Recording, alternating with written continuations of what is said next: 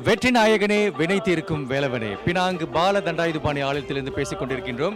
உண்மையிலே ஒரு வீட்டுக்கு ஒரு வாசப்படின்னு சொல்லுவாங்கல்ல, அதற்போல நம்ம வந்து இந்த ஆலயத்தின் அந்த வாசலுக்கு அருகில் நின்று தான் பேசிக்கிட்டு இருக்கோம்.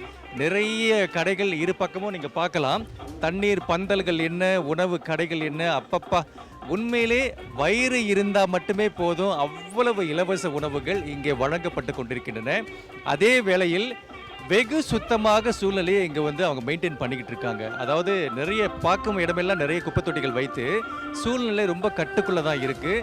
இருந்தாலும் அங்கொன்று இங்கொன்று இருந்தாலும் பரவாயில்ல, அது வந்து உடனுக்குடனே சுத்தம் செஞ்சிடுறாங்க. அதோட இன்னொரு விஷயம் நான் சொல்ல மறந்துட்டேன். நேற்றும் சரி இன்னையும் சரி சாலைகள் முழுக்க முழுக்க ஈரமாகவே வச்சுருக்காங்க. ஏன்னா பாதசாரிகளுக்கு, நடப்பவர்களுக்கு, பால் கொடி ஏந்திவர்களுக்கு, மற்ற காவடிகள் ஏந்திவர்களுக்கு அது வந்து ரொம்ப சுலபமாக இருக்கும், வசதியாக இருக்குன்றதுக்காக இந்த சாலைகளை ரொம்ப சூடாக இருக்கக்கூடாதுன்றதுக்காக ரொம்ப தன்மையாக குளிர்ச்சியாக வச்சுக்கிட்டு இருக்காங்க. அது படி வரைக்குமே தொடருது. அந்த மேல் நம்ம போகிறது வரைக்குமே அந்த குளிர்ச்சியான சூழ்நிலையில் வச்சுருக்காங்க படிகளை கூட. ஆக இங்கே இன்னைய நிலவரம்படி பார்த்தா காலையிலிருந்து காவடிகள் கொஞ்சம் குறைவாக இருந்தது. 12 மணிக்கு மேலே இப்போ வரைக்குமே நிறைய காவடிகள் நம்ம வந்து பார்த்துக்கிட்டு தான் இருந்திருக்கோம். ஆனால் பெரிய பெரிய காவடிகள் அநேகமாக மாலை இன்னும் கொஞ்சம் ஒரு 7 மணிக்கு மேலே வரும் அப்படின்னு எதிர்பார்க்கப்படுது. பால் குவடங்கள் அப்பப்பா எண்ணில் அடங்காத பால் காவடிகள், பால் குடங்கள் இருந்துட்டு இருக்கு.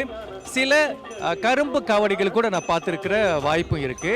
அப்புறம் இப்போ பார்க்குறீங்களா இந்த மாதிரி ஒரு தண்டில் அந்த மாதிரி ஒரு காவடி வச்சு எடுக்கக்கூடிய அதையும் நான் பார்த்துக்கிட்டு தான் இருக்கேன்.